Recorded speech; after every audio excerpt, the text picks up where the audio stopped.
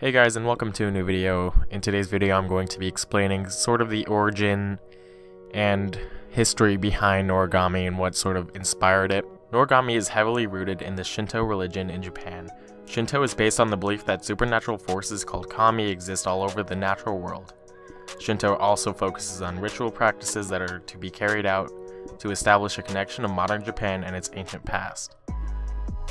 To better explain kami, they can be anything from anthropomorphic creatures to monsters to forces of nature. Shinto's original practitioners had originally worshipped kami in order to placate them. They lived at the mercy of kami and hoped to exert some control by personifying them and bringing them gifts. Kami would then in turn reflect their nature and temperaments. If they worshipped death upon someone, there would be a natural disaster to reflect that, such as a flood or fire. Reasons for worshipping kami had changed as well. They had turned into wishes for wealth, education, commerce, or war. People even still visit shrines for occasions even outside special holidays, such as luck on a test or landing a job. Where Shinto differs from most Western religions is that it isn't one where you need to be confirmed or baptized into the religion, and most Japanese practice it casually. This isn't to say that there are not still those who consider themselves to be practitioners of Shinto, and even practice Shinto ceremonies. Shinto differs from other religions native to Japan in many different ways, but also shares a lot of similarities. Though Shinto has never really expanded beyond Japan, it has been rooted in the country since 300 BC and even shares gods with Buddhism.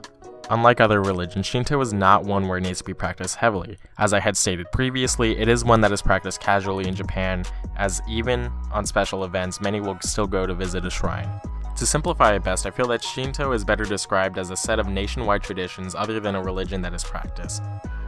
To better describe the kami of Shinto, it is roughly translated to gods in English, and there are over 8 million of them, so it's easy to see why so many of them are forgotten. Now this is where it starts to apply a little bit more to Noragami, and you can see where the inspiration really comes from. There are 7 gods of fortune in Shintoism, and I will not begin to try to pronounce these names, so I'll have them up for you if you want to try to pronounce them yourselves, but these are the main gods that people will know of. The series makes a few notable changes to the faith. Obviously, Ebisu is not a god of fortune in the series, but actually represents the opposite. For example, Yato does not fit into one of the gods of the Shinto religion. He is a fictional character based on the faith itself. In context of the series, however, Yato is the god of calamity, a minor god separate from the 7 gods of fortune. In fact, Yato's entire goal in the series is to attain his own shrine and become a popular god, maybe on the level of one of the gods of fortune.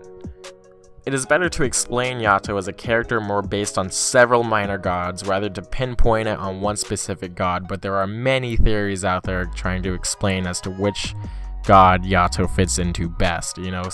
Some people believe that he might be a minor god from a war that happened in the faith.